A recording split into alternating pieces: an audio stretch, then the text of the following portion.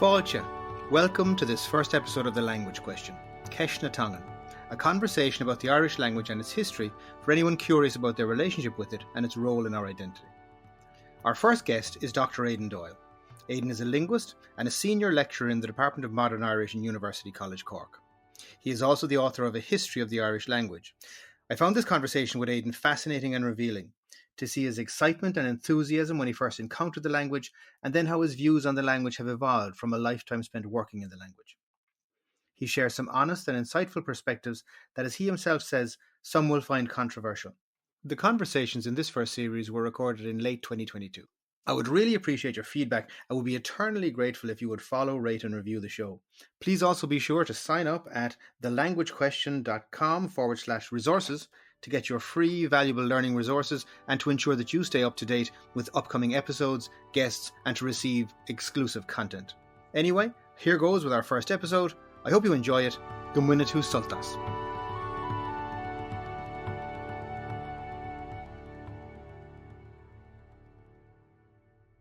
Aidan na cara tá fáilte is fitheróid agus tám Harbh buíoch díad as a bheith linn ar an show inniu. Conna santa. Time good deal or fad. Go by the two of in. Again, thank you so much for joining us today on the show. It's a pleasure to have you here, and it's our great privilege for you to be with us. And what we would like to talk about today is your excellent book, The History of the Irish Language, which I have found extremely helpful to me in my journey in returning to the Irish language. But before getting to that, our listeners, I think, would really benefit from and would love to hear just a little bit about your own background with the language and how you came, what your experience was with the language growing up, and how you came to where you are today in terms of how you use the language in your everyday life. Okay.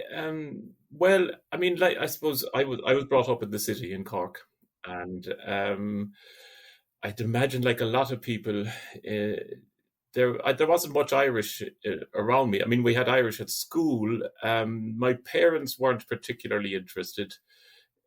I mean, if there was ever, there would have been the Nucht would have been turned off when it came on, or they'd have switched to another station or something like that on the radio.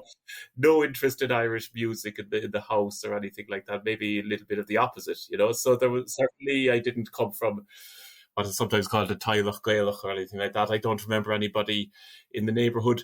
I grew up in the 1960s, and I suppose I was the tail end of that kind of educational initiative which started 100 years ago, actually, in 1922. The attempt to re-Gaelify Ireland. So whether you liked it or not, in the national schools at the day, you got a lot of Irish. And I had some wonderful teachers in national school. I mean, they were old school, but they were like they taught Irish well. And I think whatever Irish I learned in between the age of 4 and 18, I learned at national school, not at secondary school.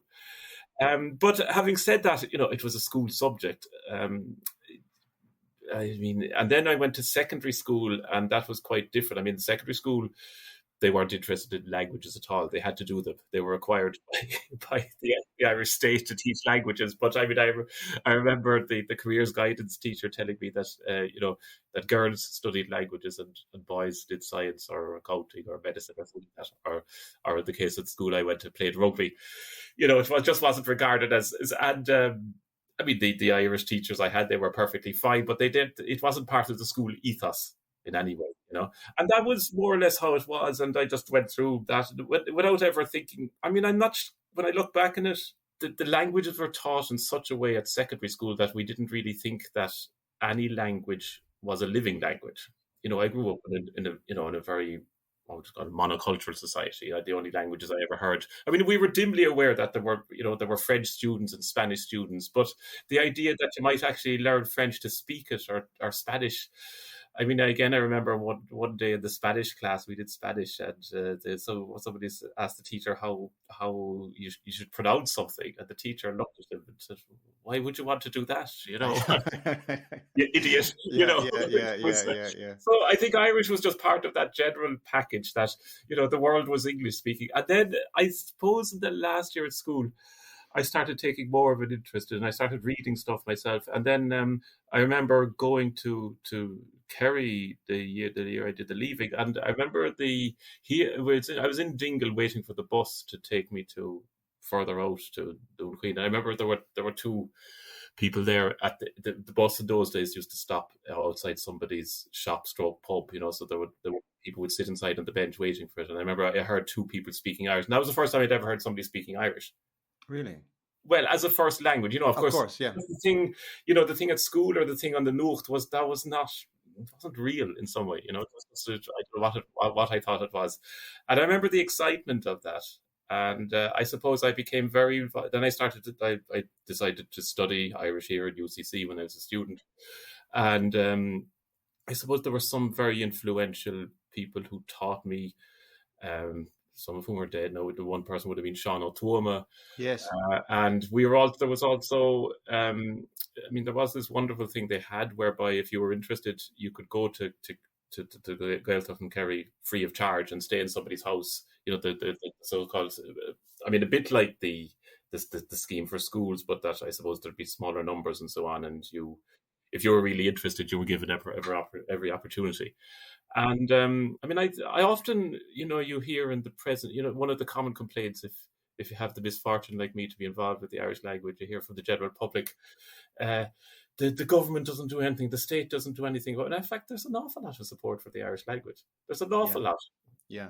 And yet the common perception is that there is none. It's everywhere, whether it's language activists or the general public. Why don't they do more to support it? So there were things like, I suppose all I'm saying is that there were and are still initiatives like that actually offer every support to somebody who's interested and who's prepared to make the effort themselves. Your experience there is exceptional. The fact that you didn't have that kind of home experience where it was, let's say a natural thing for you to just come into the Irish language kind of community and experience and so on. And then when you kind of, if you like, when that spark was ignited in you, the support was there to provide you with that. So could you speak to me then about you mentioned that that moment in waiting for the bus in Dingle going out to Dunquin, and you heard the two people speaking for the first time. First of all, were you able to understand what they were saying? And just, would you mind just right. giving us a little background there? I don't think I could understand them well. I might have, and you're kind of conscious of eavesdropping on somebody else. Yes, of course. Probably if I'd been asked to do a transcription, an accurate transcription, I would have failed. But yes. I suppose when after that happened, this I suppose is more kind of, officially I was studying Irish, but I think on a personal level there was something much more than that. It was just the desire to, I suppose, learn this language as well as I could, and that was very, very strong. It's I suppose we all people get excited by different things. Some people get excited by motor cars or sport or whatever. I suppose I'm one of that group of people who get excited by languages in general. And it was, but I think also, and this would be partly maybe due to the kind of atmosphere that the Department of Irish and UCC cultivated at the time. That was, I suppose, I saw it as being kind of part of my cultural heritage, national identity. And I think for a while, and I stress for a while, I would have subscribed very much to the idea that, Irish should be revived and we should all be speaking Irish. And, it was taken from us. We lost it. Maybe when you might want that later. But so I would have subscribed wholeheartedly to that. I was a member of the student club for speaking Irish and stuff like that. I'd have been very, very involved. I used to spend, I think, virtually all my summers for about 2 or 3 years in Kerry, and just learning really, because I think this isn't, and maybe we'll talk about this later again, but I think when you talk about learning a language, there's two aspects. There's the classroom where you can do a very limited amount, and then there's the kind of individual effort after that, and really that's what makes the difference. And I think, you can't really say this to people, but very often when people start complaining to me about, their experience at school, I'm tempted. I usually bite my tongue. Well, you've got to make that kind of extra effort yourself. It's not going to leap out of the book or out of the headphones or wherever it is. You've got, and no, I accept that I was in a very kind of, if you like, privileged position. I was a student. I was being supported completely in this by the institutions around me, and I had the time and the leisure, and my family, even if they weren't personally interested, they supported me, that. So, I accept all that, and I accept that a lot of people don't have that opportunity. But nevertheless, I suppose it's like anything. It's like, if you talk about a musical instrument, I can't play a musical instrument. I'd like to be, I did try playing the piano, but I didn't stick at it. And it's kind of like that. But I don't bear a grudge against the Irish state for not being able to play the piano. Sometimes I feel that the attitude of people is, well, actually there are loads of Irish, even now it's never too late to go back if you really want to, but you've got to kind of put the work in. Yeah, for sure. I mean, I even hear Dr. John Walsh speaking about this from UCG in his recent book on since 1922, and he speaks about, because a lot of people do say, oh my God, how do we come out of 14 years or however many, I forget, is it 14 years of education, and none of us can or the vast majority of us, have very, very little ability to speak the language. But, he returns to the point you just made. I think that it's a bit of an unrealistic expectation in terms of, because of the actual amount of time that we spend in the classroom over that period and everything else is going on. And then what we're trying to do, what we need to do outside of that. But could I bring you forward then just a little bit? Okay, so that was, there was very much individual to you in terms of your experience in primary schools, then less in secondary school, but then in university, it seems to me it really the spark kind of ignited in you, and then could you roll it forward from there? You I think you studied, you went abroad then for a period of time. I did. Well, I was in UCC for 5 years. I did a master's here in Irish, and then I was in Dublin for a bit. I worked in the Royal Irish Academy. There was I suppose it's still ongoing, this project for, a kind of a big historical dictionary of Irish since 1600, which they never really completed. But anyway, that's a different story. And we'll fog me through about Natasha. And then a job came up, an opportunity came up to go to Poland, and it was a very kind of strange, bizarre kind of setup. There was what I can only describe as probably a lunatic linguist who was there, who got interested in Celtic languages, and he was in an English department, but he wanted his students to do a bit of Irish or Welsh as well as part of their kind of linguistic training. And I remember, when you tell people about this, I usually don't go into much detail, but people say, "Oh, that's wonderful! You're carrying the flag to Eastern Europe, etc." It kind of wasn't really like that. I mean, I used to joke that it was not only was there compulsory Irish in Ireland, but there was compulsory Irish in Poland. And the poor students, God bless them, they wanted to learn English. Yeah, everybody, they wanted to learn English and go to England or the United States. They didn't even like the way I pronounced English with my Irish accent. They all spoke very precisely. Like that, and because that was the way they'd been taught. Estuary English. Then you had this bomb trotter, arriving in with his Irish vowels and he spells his THs, and that kind of upset them as well. So anyway, I won't go into it's a long story. But that is fascinating, because I remember when I was looking at it on paper, if you like, or on the screen, I was looking at your history, and I was thinking, how was this Irish in the context of modern European languages or anything like this? But it was quite a different. I mean, I suppose what was weird about this as well, normally if you think about the teaching of, say, Celtic languages even, or Celtic studies, whatever, outside of the countries where they're spoken, it's usually the older language that people... So, if you, somewhere like Cambridge, Harvard, they've got chairs of Celtic, but the focus is usually on medieval studies. The old and middle Irish or middle Welsh and stuff like that. That it's rare.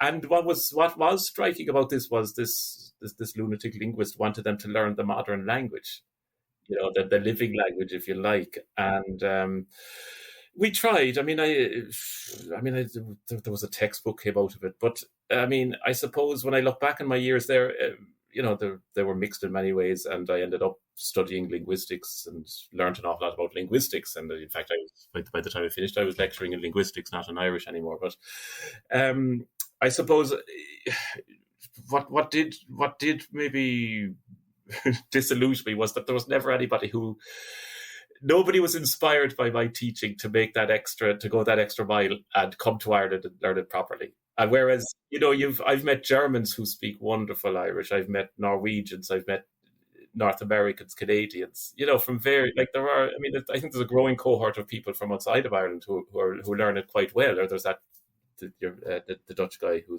was in Galway, Alex Hymans, people like that who actually write and everything. And none of my students ever got that far. And obviously, there must be something I was doing wrong. That's all I can say. Nobody was inspired to get on that bus outside Dingle to get out to Dunquin. There was one actually. There were a few who they loved Ireland. They loved Ireland, but not the Irish language. And I think, you see, and this is where we come to the heart of the problem, really, about language learning and motivation. Let's say you put in the hours and you do all that, and you come to Ireland, and what do you find? If you do that with almost any other language, even with okay, everybody wants to speak English nowadays, but still, you go to Paris, you'll be using your French. With lesser used languages, or I think that's what they're called now, you don't get to do that because, of course, the speakers are all bilingual and they're used to using English with outsiders. And even without that, if you think about, how many people are there left in Ireland who speak Irish on a daily basis, and they just don't have that practice of speaking Irish really to outsiders. So, and I think that's a stumbling block that you can't get over. If you're honest, because I remember students saying to me, well, why do we have to do this? What's the point? And if you put it like that, I can't give an honest answer. And I think there was another problem. It's interesting. I think, for instance, that a lot of people who learn Irish come from Germany, highly industrialized, urbanized society that has no contact with what we might call traditional rural life anymore. Whereas in Poland, especially when I went there, they almost had the pig in the parlor. And, if you've got I remember I was doing a lesson and it was something about milking a cow, and they were absolutely disgusted because this is not what they wanted to go to a modern, urbanized, English speaking. They had that at home. So I suppose, again, maybe something, I think, the Germans have this very romantic image of Ireland and the Irish language and stuff like that, even though, I suppose they're kind of living in the past in some way, but that's what draws them. That's what draws them. A lot of people, it's that those iconic pictures of the Blasket Islands and Currachs and orange jumpers and set dancers, which in a way is also a kind of a construct. But that's what attracts people, nevertheless. So, and that's how you sell it, And we live in a society. I work at an institution that's all about selling degrees. And we have an MA in Gaelic literature that's for people living outside of Ireland, mostly. And that's the big draw. If you look at the video for that, it's got a Bowerod beating it, all of that. It's the heritage and culture. The heritage, that is correct. there. Yeah, but I'm fascinated by what you mentioned there in relation to the Polish experience, because I'd like to come back to that maybe in the context of, because one of the things that your book opened my eyes in relation to was the whole attitude of Daniel O'Connell to the Irish language and his period, in which I think there's a lot of resonance there with what you mentioned in terms of the experience of the people you were speaking to in Poland at that stage in their development then. But before coming to that, just so obviously the language is something you use on a daily basis within the education system, within your work experience. What does it look like for you outside of the academy? I would use it very little. I have some friends that I would speak Irish to, but by and large they work in the business as well. And I think this is one of the this has been adverted to on many an occasion, that it's kind of confined to the education sphere, or I suppose to some extent maybe the media, and they seem to me to be the two places. And I think that's a major weakness of that. It's seen as something. Again, it's interesting the way the perceptions of language change. I think maybe nowadays Irish is perceived as elitist because it's spoken where universities, the media, which are perceived as rightly or wrongly as kind of elitist organizations.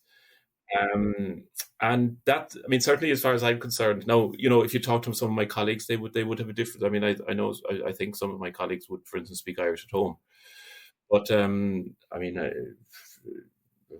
that certainly wouldn't apply in my case. And but I mean, I have, I have a few friends, and that I would regularly, I'd never speak English to, if when just the two of us. But I suppose they would be, they'd all be, as far as they're all involved in the education sector one way or another. Now that I think about it, or the media. I mean, I'd rarely read anything in Irish outside of work. I mean, for, let's say, for pleasure, I'm going on my holidays, I wouldn't. I kind of associate Irish with work. It's a language. It's a language I speak at work. But then when I leave, like we know, you know the place here. There's a corridor, and then you go outside that. You're outside. You're outside that. What about news media and so on? Would you use the Irish language media? Not much. I mean, I have a bit of a problem with TG Cahir, and I say this with total understanding of their dilemma. They're a station. They're supported by the government. They have to at the same time get programs out that appeal to. I mean, a lot of the time, unfortunately, and it's nobody's fault. It's not a moral judgment. But I mean, if the people who are being interviewed, their Irish is not very adequate, and quite honestly, there are times if I didn't have the subtitles, I wouldn't know what they're trying to say. And I mean, this probably sounds awful, but I spend the whole day correcting people's Irish. That's my job, and you kind of don't want that in the evening. On your time off, yeah. And also, I suppose there is. I mean, I suppose in the end, I would describe myself as a monoglot who knows other languages. Okay. I'm not a bilingual. Like, Irish doesn't come. I mean, there are people who say that they find it easier to write in Irish than in English. That wouldn't be me. I mean, obviously I have to give talks in Irish, and in terms of my research, I do it primarily through English. I just find that easier. I could do it in Irish. I've written one or two things in Irish, but it's a big effort. It's a huge effort for me to do that. I find, like, if I want to know what's happening in, I don't know, the interest rates or the price of gas or the war in the Ukraine, I mean, I go to the English language media simply, not because I wouldn't support the other one, but simply, I mean, they've got more access, they've got better resources. Having said that, obviously, it's something like the Nuacht service and TG Car does provide a service. I'm not sure, though, whether that was a good idea to make it TG, Television na Gaeilge rather than Television na Gaeltachta, because I think I would listen to radio na Gaeltachta still, actually, because there you get, what I would call, well, more authentic Irish. And, that is I suppose, a judgment. That is a label. It's just, and I'm a learner. I listening to people who are not very comfortable in a language that's not their own is not, it doesn't make for easy communication. And then I suppose you get into the whole question of what's a language for? Is it for communication? I would say yes, but I think there are those who say, well, it's not primarily about communication, but maybe about something else, about a symbolic function or something like that. And and just on that, I mean, the role of it in terms, because one of the things you mentioned towards in the conclusion of the history of the Irish language is about the role of the language in identity in Ireland now. How do you see it for you in terms of your own personal identity?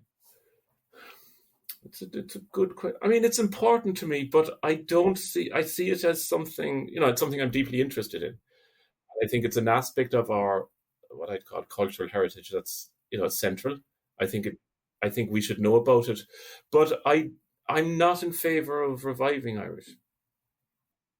And I think that's where, I suppose, that makes me something of a maverick in the job I work in.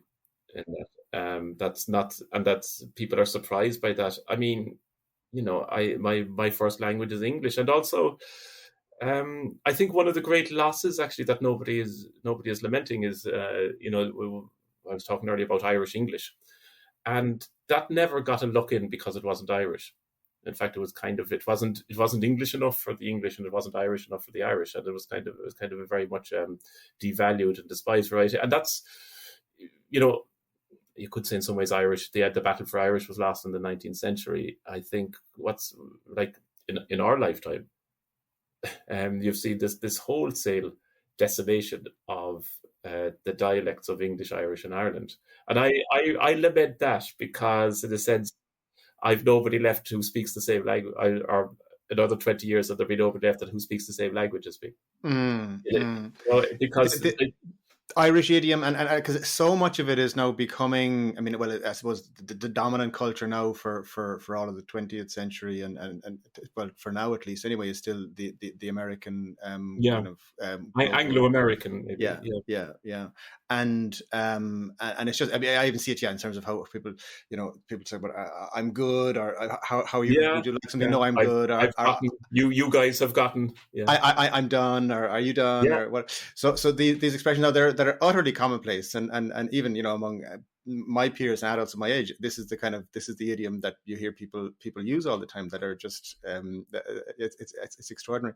But so maybe just that, but that question of English and there in terms of, I want to just maybe if we could move towards the book and the history of the Irish language at this point, because I think that's a perfect starting point for that. Because I suppose the first question that was in my head when I was thinking of having this conversation, and the book in particular, was the language that the book was written in, and whether or not that, what considerations you had around that when you sat down to think about the book. Because obviously it's written in English, and you've just mentioned that's your preference and so on. But was that something that you had consideration to? In a very kind of brutal, utilitarian, materialistic way, if you want to be read, don't write in Irish. And again, I don't have arguments, but sometimes there are discussions where, let's say, X, who writes whatever it may be, literature or some kind, whether it's academic books or poetry or novels or whatever, they kind of bewail the fact that nobody reads them. You can't change the reality of that. There isn't enough. I don't know what the potential readership for a book in Irish would be, but even, you're talking about a few thousand at most. And I suppose when I wrote this book, there were two things. I wanted as many people as possible to read it. That was one thing. I was very, very keenly aware of that. And hence I also wanted it to be published by a fairly big publisher who would distribute it, that it would get into the bookshops, that they'd pay for the slot on Amazon, that and all of that kind of stuff, because I was hoping to reach as many people as possible. And the only way you could do that, I think, even leaving aside, even let's say you had a healthier situation with regard to publication of books in Irish, you still wouldn't get through to as many people. So that was vital. And also I couldn't have written that book in Irish. I just wouldn't. There were things, from the day I started reading. All my reading has been in English. Whatever value it has in English, at least I'm at my ease, and the people reading it, I hope, can understand it. Well, I want to thank you for having done so, because I certainly couldn't have read it in Irish, and I probably still couldn't. But we're working on that. But the fact that the reason we're having this conversation in English is for the same reason, is to try and I suppose make it accessible to people with an interest in the language, and perhaps who are on a particular journey in relation to language, but maybe not at the point of being able to participate or fully in a conversation or read fully in the language just yet. So I suppose what you did with that book in writing in English was make accessible to, people whose primary language was English, things that previously hadn't. And this is one of the wonderful things about the book, is you've taken a lot of primary sources in Irish and analysed them and translated them and provided access to them for non-Irish speakers. So congratulations on doing that. I think it was the right decision, certainly, and it was been very, very helpful to me. But in relation to just because I was going to pick up the literary thing a little bit later on, but maybe now it might be an interesting time to do that in terms of the literary tradition. And this is one of the things about the language that has been on my mind quite a lot, and because I suppose for various historical reasons there wasn't much writing done in English. There was nobody would print anything in English, and it just there wasn't the market for anything written in English. People simply couldn't do it. So you had the strong oral tradition. Yeah, sorry if I can come in there. I think the reason too is the reasons it's a very, very complex issue, and it maybe not able to do it. But one of the people are, whenever you read any Wikipedia article, anything about Irish, and they say the oldest written vernacular in Europe, right? It's technically true, but it creates the wrong impression, because the literacy that involved in that existed in Irish was not mass literacy. It was never meant to be mass. It was literacy for a tiny, tiny elite. And that's not literacy as it's normally in the modern world. When we think of literacy programs and so on, we think of everybody having access to education and literacy. No, there was nothing like that ever happened. And I think, it's very instructive to compare, say, Irish, Scots Gaelic, Irish, and Welsh, where because of the importance of the Bible in the Protestant tradition, you had, particularly Welsh, you got I wouldn't say mass literacy, but fairly high levels of literacy in Welsh, simply because of Sunday schools and the fact that Methodism was the preferred religion. They placed a huge emphasis on reading the Bible. So it was totally outside. The state didn't provide education, in the 18th and 19th centuries, or until the late 19th century in those countries. And yet, so there was a market in Welsh there was a readership. And in fact, there was quite a lively publication scene in Welsh in right until, I suppose, up until the Second World War. I mean, it's dying out now, but it was like extraordinary compared to what you had in Ireland. And I think the problem in Ireland, as you said there were some initiatives, but if people can't, if there's no attempt, there was no attempt on any, even if you take the last scribes and so on, they weren't trying to teach this. There was always something kind of protected and arcane hidden about it. Was like there was power involved of being literate versus non-literate, and there was never any attempt among the Gaelic literati to share that knowledge with the masses. It was something for this little in-group. And that, of course, turned out to be a great weakness then when you get into the printing and mass culture and so on. Yeah, and that is fascinating, and that is exactly what I wanted to get to, because that was something that I was completely unaware of as a learner prior to actually going back to UCC. Yeah, was that tradition, the manuscript tradition, and I mean, and that is a thing that I think many people are rightly proud of that connection going back so far, and I mean you have it continuing on forward then after the after 1601 and then on into the late 19th century. And it was just something that I know you refer to it in the book, but it isn't a major part of the history of the Irish language that you refer to the book. But it's for that specific reason that you felt it was quite an insular kind of. Yeah, and I mean, again, I'm not an expert on literacy, and certainly I'm not an expert on manuscripts at all. So I just find it. I mean, on the one hand, it's like this two-edged thing. It's like it's on the one hand, it's what attracts people. So there's something wonderful, if you consider like as late as 1850, 1860, even you had scribes using the traditional methods, copying out old manuscripts. But of course, in terms of, again, it's a fairly niche pastime, copying manuscripts. Like most people are not.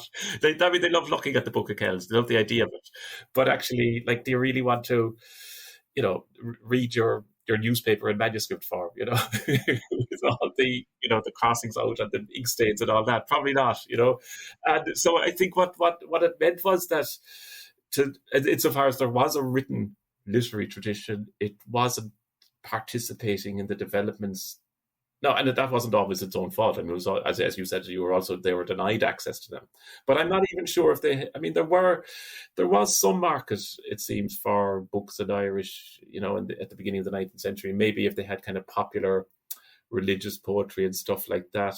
But there just wasn't. I think maybe by then it was again too late. That I think once a culture begins to associate a language with a certain activity or something like that, it's very hard to get it out of their heads. So literacy was so associated with English that it was very hard. And by the way, we're not unique in this in any way. If you think about the late Roman Empire, in places like Gaul or Britain, I mean, Latin was, in fact, not just in the Roman Empire, but later on in the Middle Ages. I mean, Latin was the language you wrote it. You didn't speak it, but that was the language you wrote it. That continued, I suppose, up until the Renaissance almost, which is why you don't get much written literature before that. And, if you think about present day Africa, people use English for education, for communication, for writing.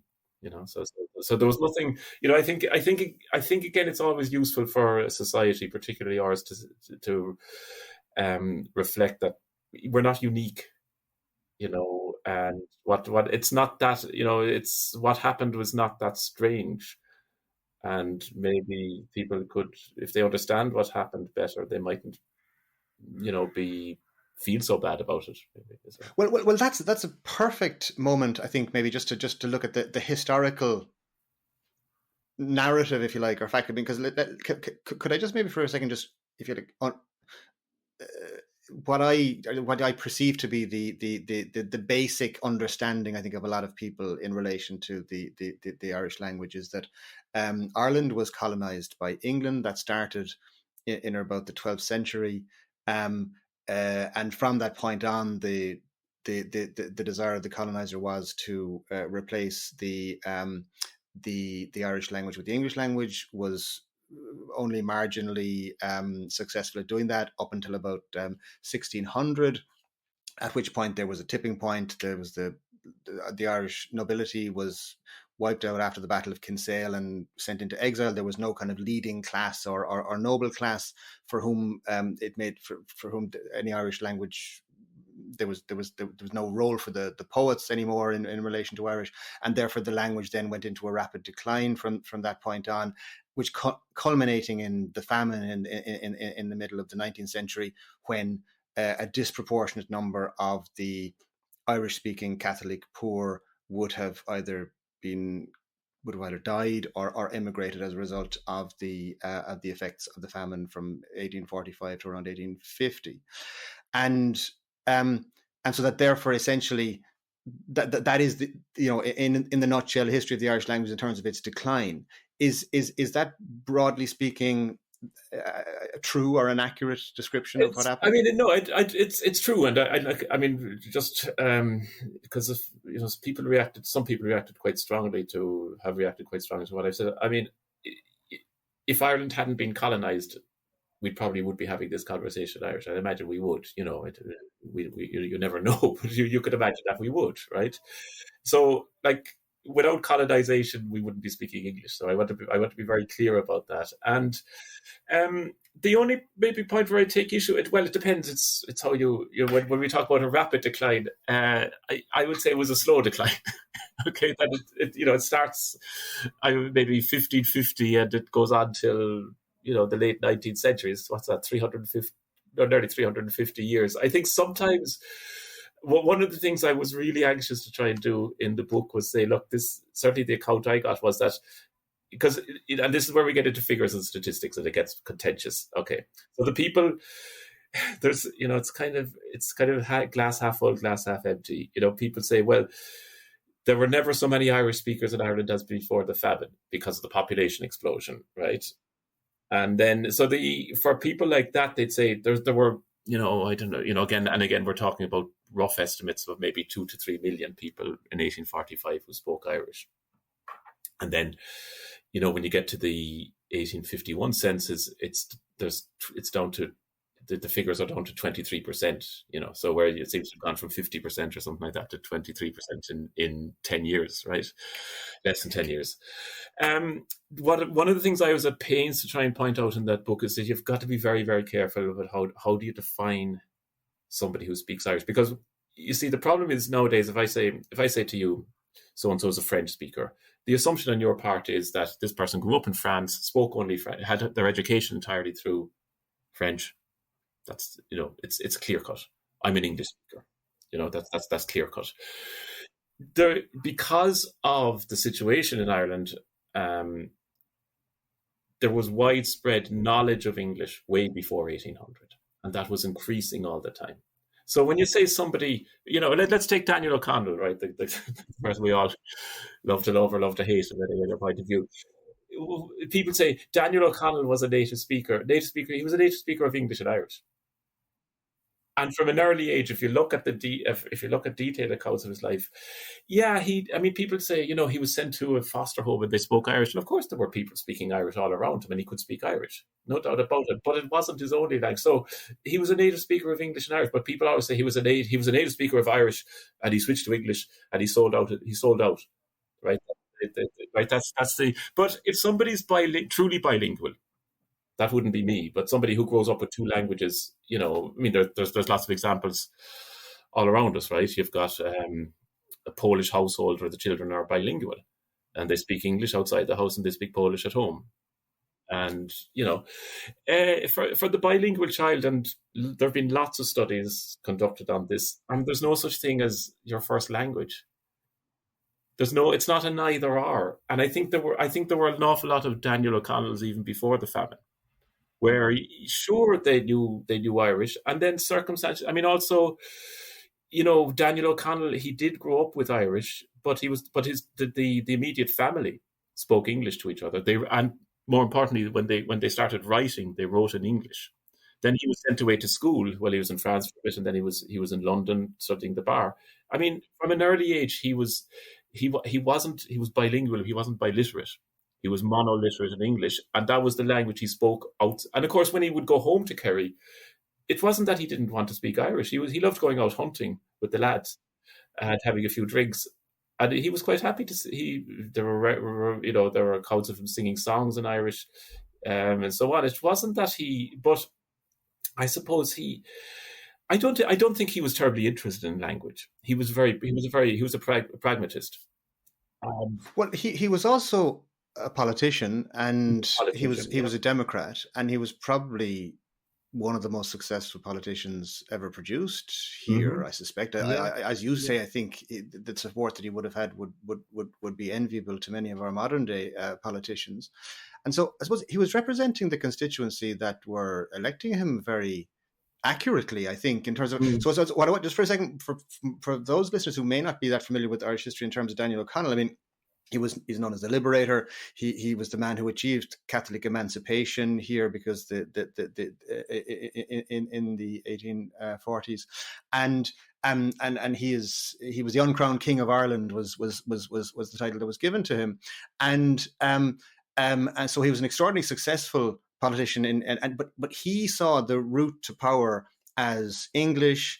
His only ability to influence power in Westminster was through his advocacy in English, and his ability to use the courts through English was how he orchestrated that before he successfully got his political campaigns going.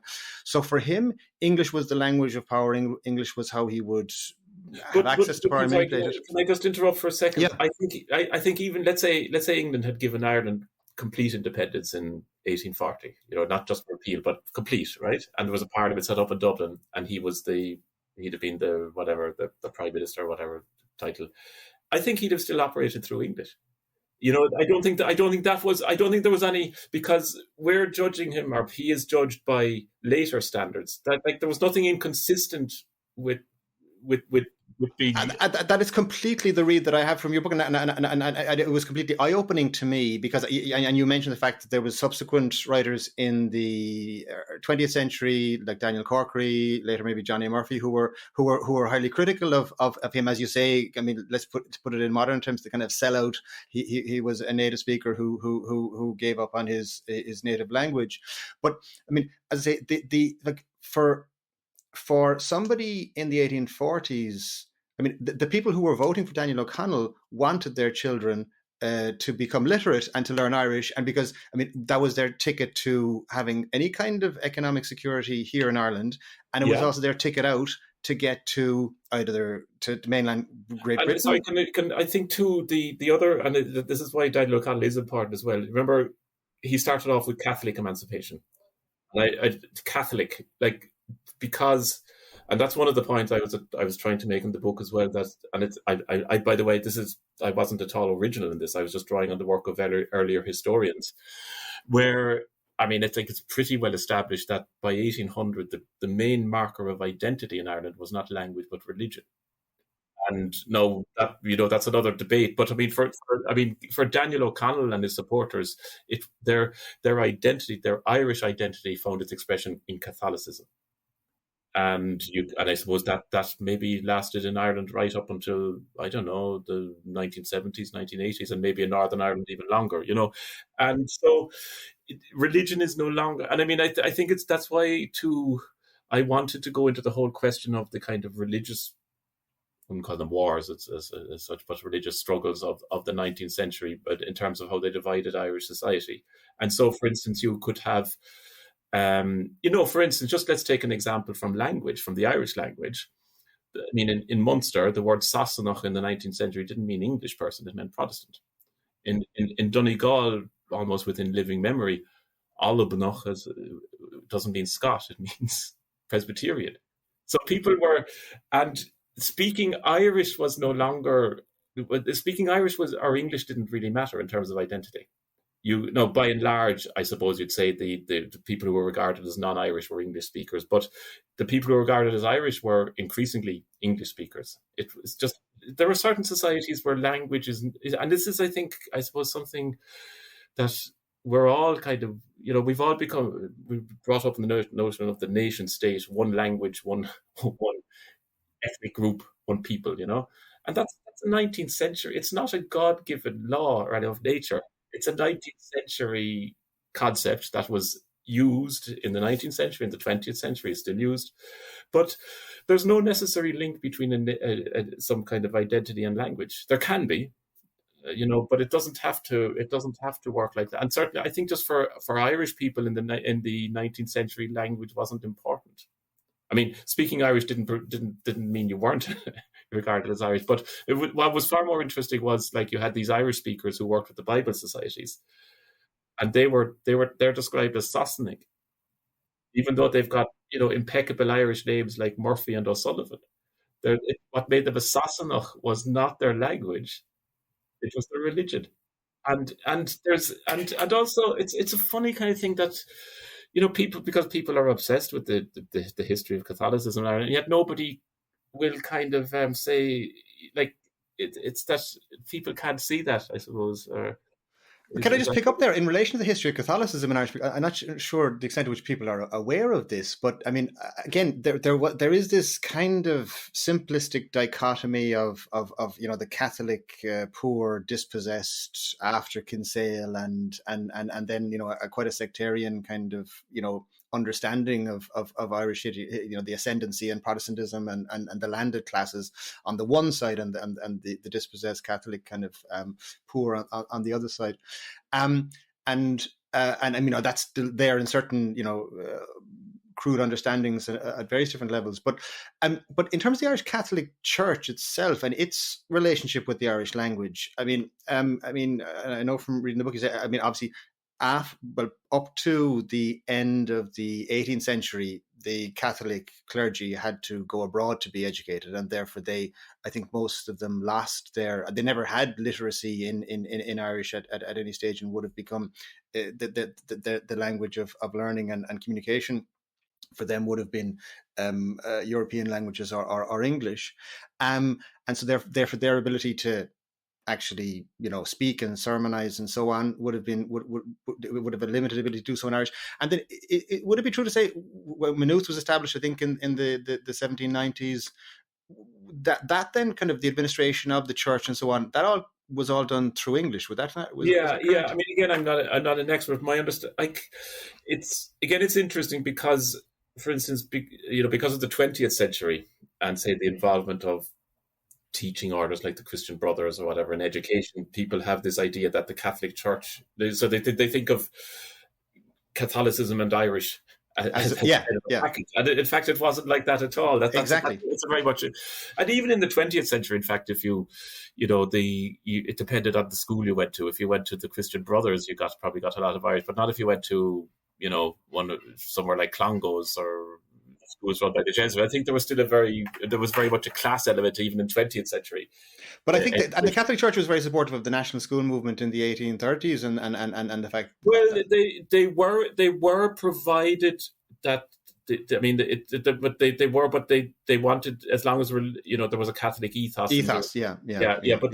But in terms of the language, again, language just wasn't. I think again, we all, I suppose, do this. It's judging a bygone era by our standards. Language was not an issue because it wasn't like that. You had a whole bunch of parents who wanted their children to be educated through Irish, and the Catholic Church was saying, no, you can't. You know what I mean? It was. I don't think everybody was. They were all on the same page about this, the whole of society, whether it was the government inspector inspecting the schools, the local parish priest, the parents, the teachers. The teachers were usually local. They were most of the characters involved it was at a local level, and they don't seem to have. There doesn't seem to be any disagreement. But I think, as regards the Catholic Church, I mean, I don't think you could say that there was a blanket condemnation of the use of Irish. It's just that there was no institutional support for it.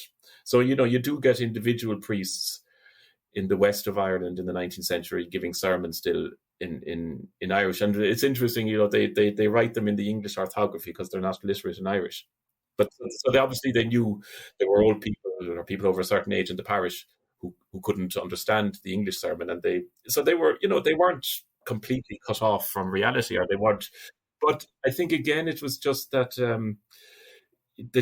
I think it is important to talk about the church, because if you look at other, let's say, nation states that emerged in Europe in the 19th century, very often the leaders in language revival movements came from the church. So you had the Methodist preachers in Wales, and if you somewhere like Lithuania and so on, very often, whether it was Protestant or Catholic, the local pastor or priest was the person who provided leadership, and they would have been. Now in Ireland, that it for the reasons you've explained there, that didn't happen. And by the time, I suppose, because education was so much through the medium of English, it just wasn't. There just wasn't the support there, I think, on the part of the bishops and so on to have a kind of a Gaelicization policy, and what absolutely, and what I found again, I think your book just weaves it wonderfully. And the historical chronology is fascinating. You have O'Connell dies in the 1940s. And then you have Thomas Davis appearing on the scene subsequently, and you have some wonderful quotes from him. But where here you have somebody coming from the Protestant community, who's a huge figure in terms of the Young Ireland movement, and who becomes, he takes up the cause of Irish and the idea that a country without its language is, And could you take us through that? I mean, that's fascinating. I think that's a very good point, because in a way he's early on. He died very young, didn't he? He was only 30 or something like that when he died. But he was part of the Young Ireland movement, who were trying to link up with similar movements on the continent, and they had this, and they tie in very much to the romantic notion of, and that's the people. One people, one language, right? And that's where because you had the famine and so on going on. I mean, Young Ireland didn't get much of a look in at the time, and O'Connell, I think, wouldn't have had much time for them. He had his own agenda, but I think Thomas Davis prefigures the people who appear at the end of the 19th century, the revival people. And again, it's interesting, coming from a totally different background. I think that's important, because again, look at the leading figure. I mean, you've got Douglas Hyde, son of a Ireland clergyman, Patrick Pearse, whose father was English. He was brought up in Dublin. None of them would like. The ironic thing is that Daniel O'Connell had the good good, if you want to call it, Gaelic credentials. Yes. He's from the Ring of Kerry. He's from Carrick. He's wherever the Carolina. He's got all of that, and yet he's not interested in it. But the people then who want to revive Irish there, and I suppose maybe that was part. And then Thomas Davis comes along and he hasn't a word of Irish. Yeah, not a word. But he's saying, you should all, and he had crazy ideas too. That why wouldn't the middle classes and the upper classes, employ Irish tutors for their children, and they'd all be speaking Irish. The poor man, like where was he going to get these? It was very utopian kind of. But he does prefigure, I think, and he's a major inspiration then for the Gaelic League movement at the end of the 19th century, where essentially, I mean, all the early initiatives, all the early pressure came from Dublin. And then, it spread over the country, and to some extent, you had people even in the residual Irish-speaking districts, kind of some of them, people like teachers and clerks and people like what is usually maybe described as lower middle class, kind of participating. It's still very much a movement coming from the capital or from the large cities. From a kind of intellectual elite there who have this vision of Ireland, which was later then incorporated to some extent. Well, I don't think it was incorporated. I don't think it was part of Connolly's vision of Ireland, but it was Pearse's. I mean, Pearse, I suppose more than anybody else of the leaders of the 1916 Rising, got the Irish language sent fully on the national agenda, and no doubt, I mean, an awful lot of the people I think involved later in the independence struggle would have started off maybe in the Gaelic League. So like there, you can see where the language was brought center stage almost in terms of national identity, and also, I mean, again, it's interesting. I've just been looking at some sources about this from the time of the Gaelic League. I think there was a very deliberate movement on the part of the ideologues, people like Douglas Hyde and so on, to push religion off the stage. So that the idea was, at least initially, that the Gaelic League was not going to be sectarian.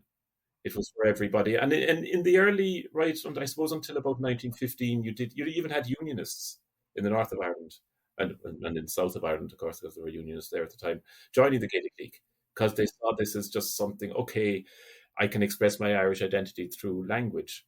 It's not a hotbed of Catholicism of papists, for a unionist that's going to corrupt me in any ways. No, then later on that changed, because there was the famous 1915 Ardèche, where the Gaelic League kind of adopted essentially the separatist agenda, and that was when Douglas Hyde resigned, because he felt he couldn't. He's interesting, Hyde, as well, because he was, I think, what you might call a moderate unionist in present day terms. He would probably have been in the Alliance Party or something like that, where he I don't think he wasn't a very political person. So far as he was, my understanding is that he would have been happy for Ireland still to have been part of the United Kingdom with its own parliament, but as long as everybody was speaking Irish, quite happy with that. And again, just for people who maybe aren't as familiar with the details of Irish, but Douglas Hyde was a founder of the Gaelic League and also first president of Ireland, and he wrote the de-Anglicisation of Ireland, I think would have been his vision. He's fascinating as well, because in a sense, I suppose I'm straying into very, very tricky territory, but sure, what the hell. So we're here. There's a kind of an element of, maybe self-hatred is too strong a word, but I mean, Hyde is fascinating because he came from the ascendancy. I mean, he was, his nearest neighbours were the family, were they? The French is a French park, and the local landlords, and he was able to go, his father was the rector there. He had rights, and he went to Trinity, and he knew all the people. He was, he was connected to them by marriage and so on.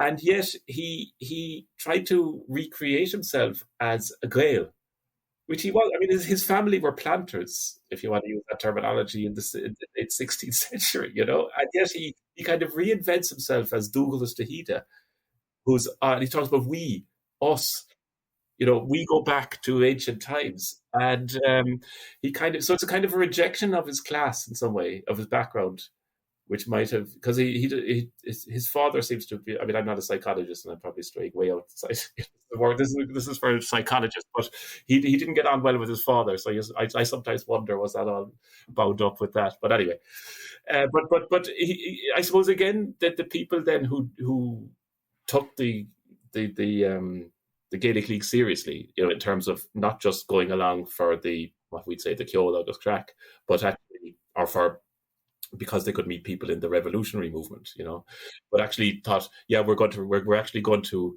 make Ireland Irish speaking again. And that, I mean, I'm not sure. I think most of them probably didn't take, but there was a small group always who really believed in that. And I think for them it was something. There was something about identity, that they had to create a new identity, a Gaelic identity. So if you're just plain Aidan Doyle, you become Aidan O'Doyle, which kind of might have a certain ring about it. Douglas Hyde becomes Douglas de Hide. Patrick Pearse becomes Padraig MacPhirish. Interesting too. Sometimes they had to make up names because some of the names didn't lend them. I mean, there's no evidence for de Hide before Hyde. It's just you got all kinds of people.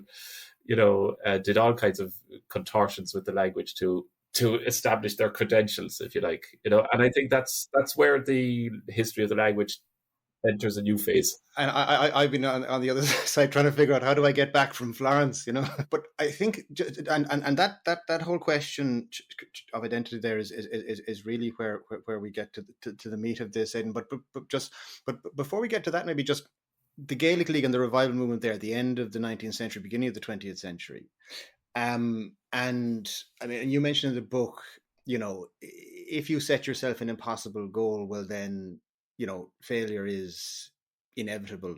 I mean, and I suppose by that time, and what I'm talking about here is that the goal of the language revival movement and the Gaelic League was, Douglas Hyde's goal was the de-Anglicization of Ireland and the revival of the Irish language as the primary language of the country, which has not occurred, and debatable as to where that project is going. But I mean, was it was doomed by that stage, was it?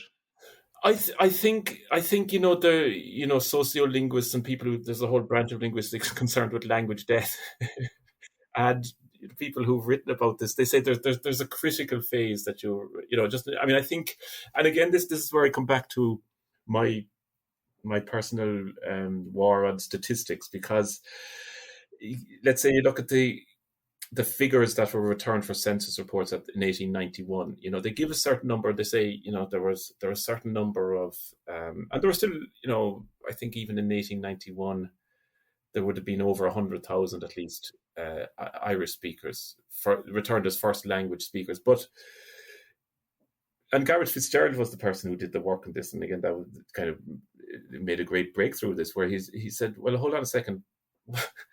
Who are these people who are speaking Irish? And if you look at them, like say for some parishes in the eastern part of the country, they're all in their 70s in the workhouse, so they would have been born maybe around 1800, and that's I think even, and that's been a great weakness in the language movement, a desire to take statistics at face value and to say that, because you've got so many people who can speak Irish, that they're all speaking it. Remember, an ability to because the census returns are, can you speak Irish, not do you speak Irish? It's so certainly, some elderly person in the workhouse in wherever in Drogheda in 1908 spoke Irish 70 years before that. Probably hadn't spoken it for 20 or 30 years, except to maybe people the same age, if at all.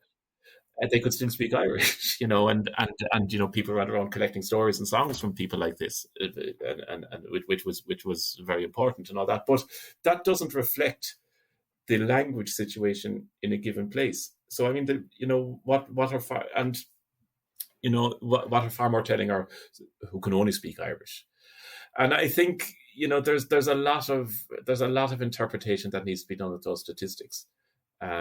And even when the Free State we're 100 years on from the foundation of the Free State, when the Gaeltacht Commission was set up in 1925, they took again things that very much they saw what they wanted to see. So they'd go to a certain place and say, we're round up, as it were, the last Irish speakers. But the place, like even somewhere like, and I'll probably be crucified for saying this, somewhere like Ballyvordy in West Cork, which still is, when you're driving on the road to Killarney, you see the Gaeltacht, right? Even in the 1920s, people were speaking English there.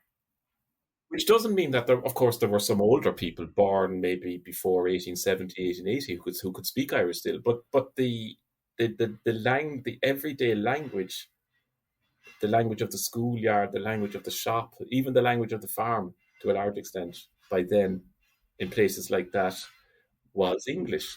But of course, what the Gaeltacht Commission, the Gaeltacht Commission was there with it had a certain purpose to set up Gaeltachts, to create Gaeltachts.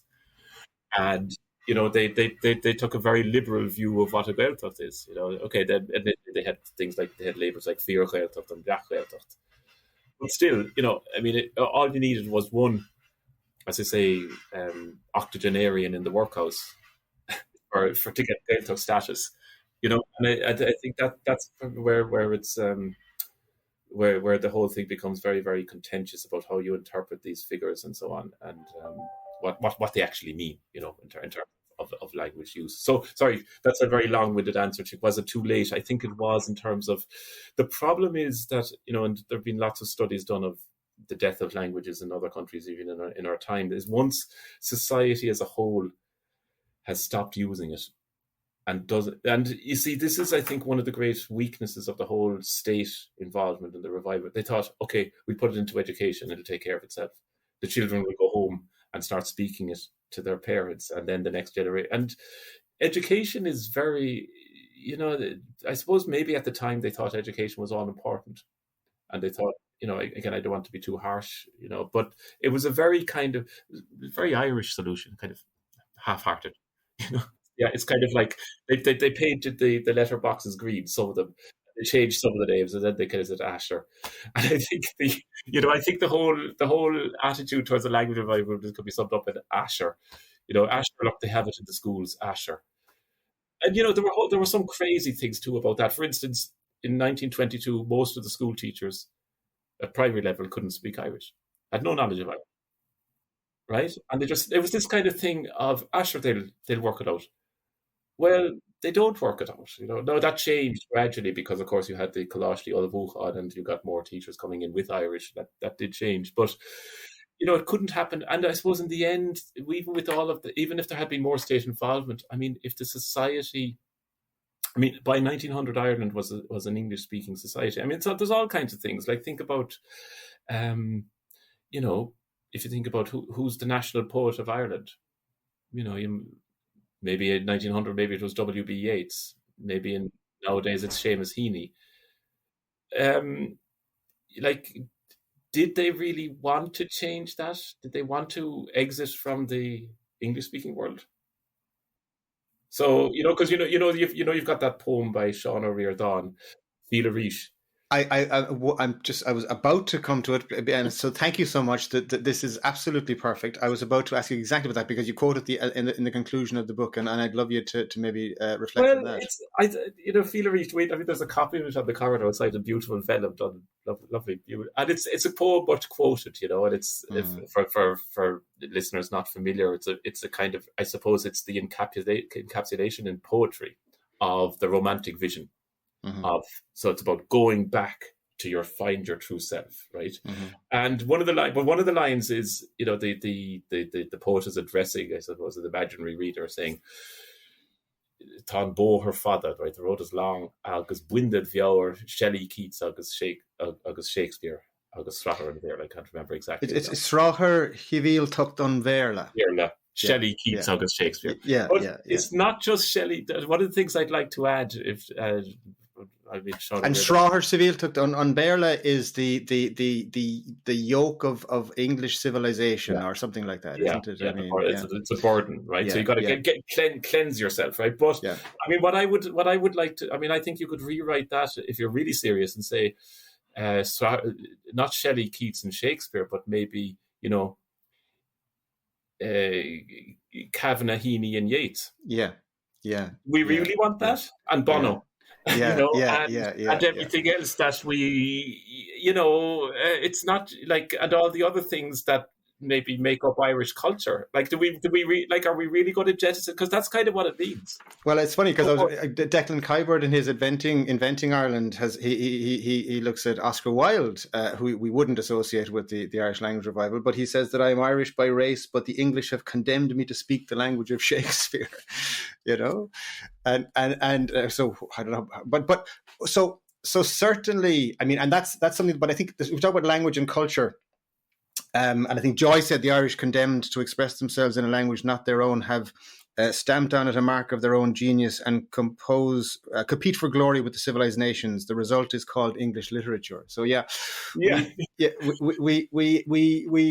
have a problem, created a problem for ourselves, or we're victims of our own success in relation to the use of English. Indeed. Yeah. But if we look at language and culture, and I mean, I think when you look at Philippish, you're looking, and I'm sorry, my interpretation of what I hear you saying in relation to it is that, it is your bus journey from Dingle out to Dunquin, actually, when I go back absolutely. Yeah. And because the poem is about, it tells you to go, leave the Glan and Galt in the east behind you and go out to Dunquin and experience the language that is really spoken out there. But I mean, I take it this implies a kind of a burn everything British except for their coal kind of mentality in terms of culture. Yeah. Which I think was what we adopted from about 1922 to 1972. Yeah. And I mean, I think the Irish, economic experience certainly during that 50-year period of the first half of its life so far was pretty dismal. And it wasn't until we went out to the wider world in coming into the EU in the early 1970s and adopting a kind of a more open and globalist kind of approach that we've, had the transformation that we've experienced over the last 50 years.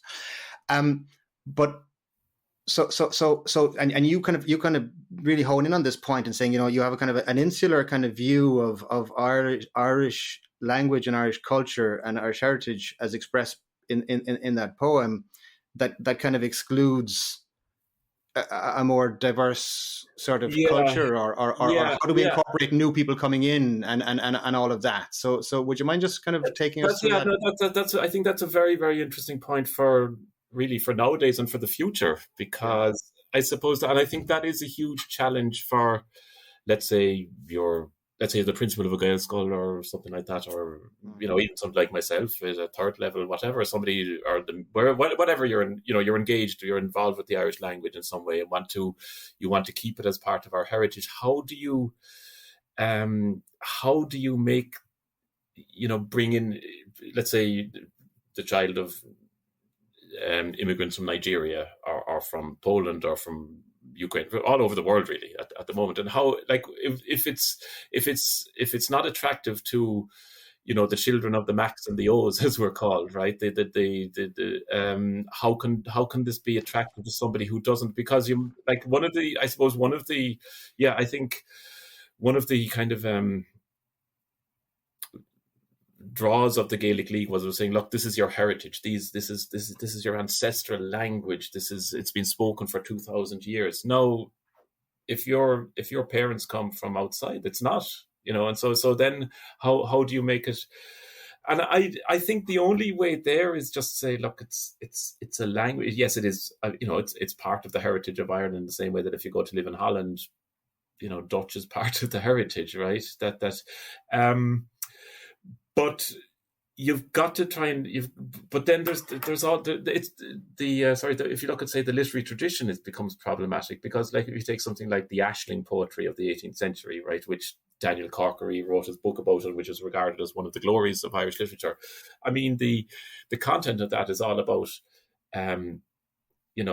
rising up and against the Protestant ascendancy, chopping them into bits and sending them overseas, and it's today's terms we'd call it sectarian poetry, right?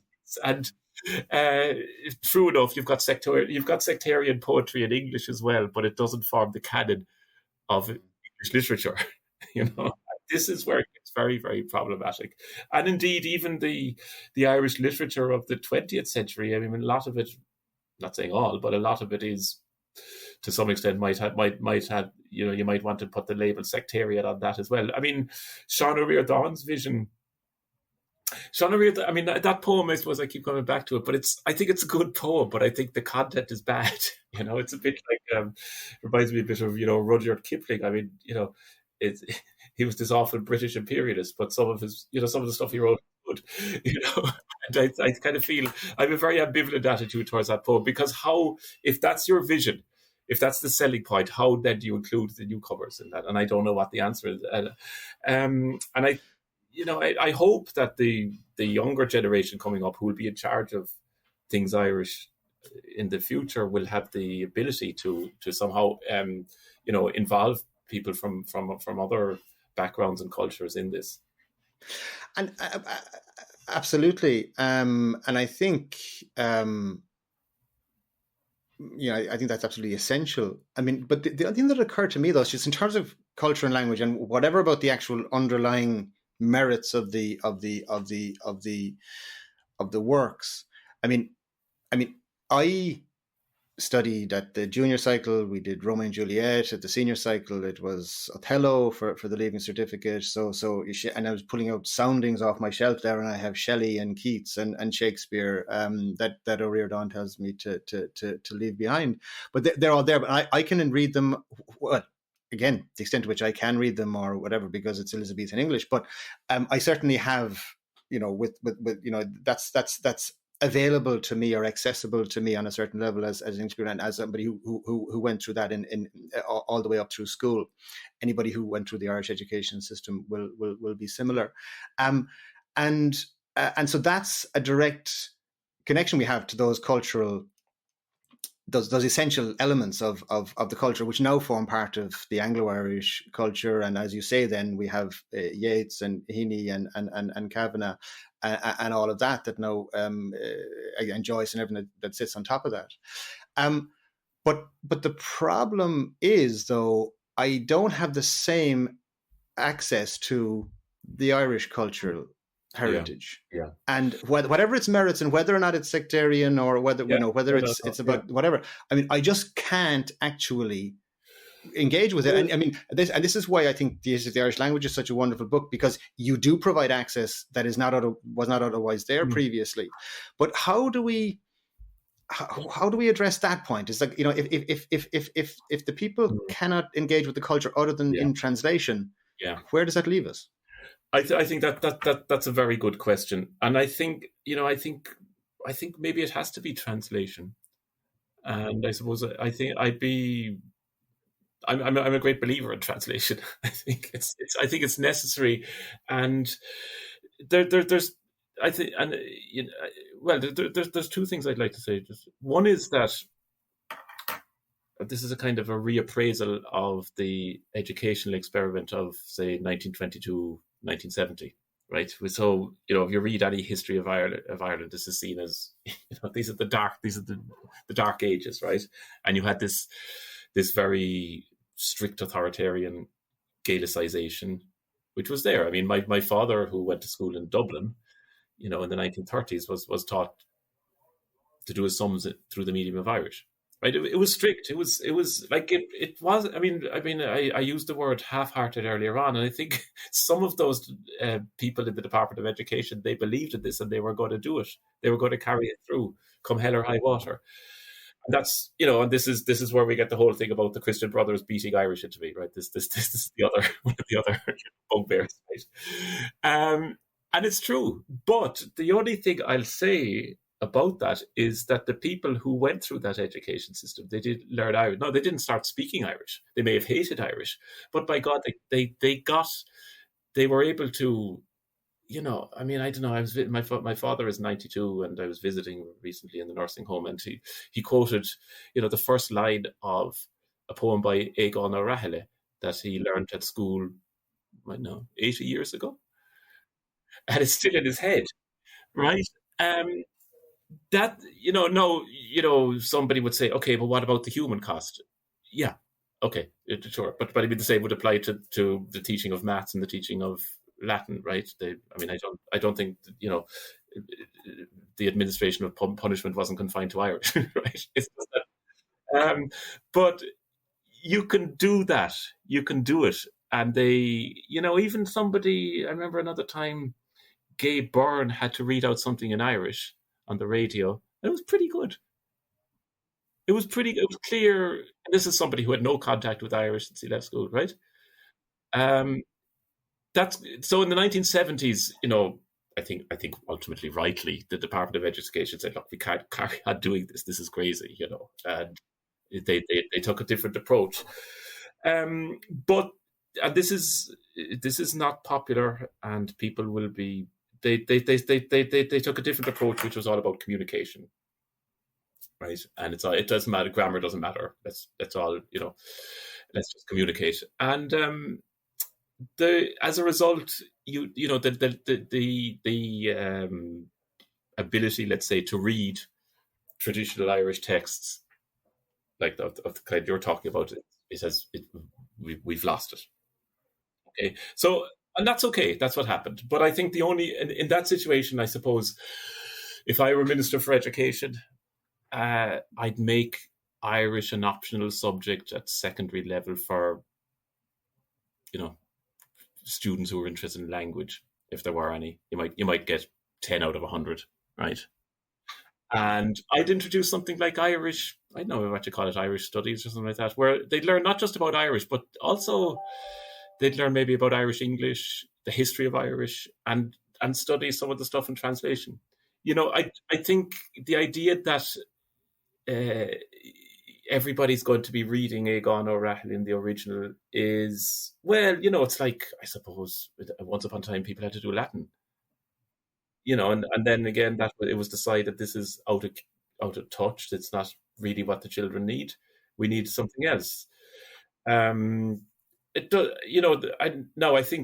I think there should be a place for Irish at school, but not forcing everybody to do it and making them miserable, because this is where it's kind of. I find myself frustrated with Irish society, because on the one hand, people never stop complaining about having to do Irish, and at the same time, they won't do anything to change that.